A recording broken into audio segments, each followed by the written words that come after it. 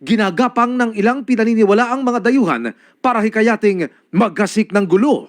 Sa ngayon po, sir, hindi pa namin matukoy kung ito po ay connected po sa mga terror groups. Though, ongoing pa po ang ating investigation regarding that matter.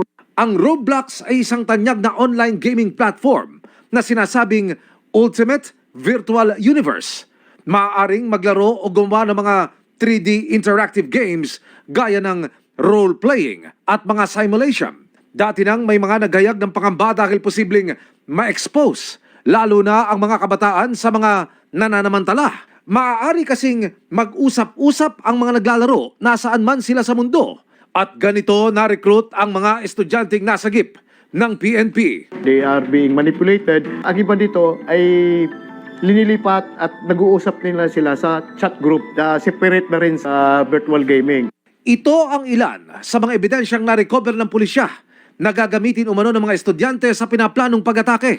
Bukod sa mga tactical gloves at mga insignia na gamit ng nooy death squad ng Nazi leader na si Hitler, nakabili na rin umano ang mga estudyante ng mga tactical vest at helmet. May larawan pa ng automatic rifle. May mga sinasend silang mga videos about sa mga school shooting, paano gumawa ng mga handguns. Ang Cybercrime Investigation and Coordinating Center gumagawa na raw ng hakbang para iban sa lalong madaling panahon ang Roblox. Porsigido kami na kapag hindi inayos na Roblox, hindi sila nakipag-usap,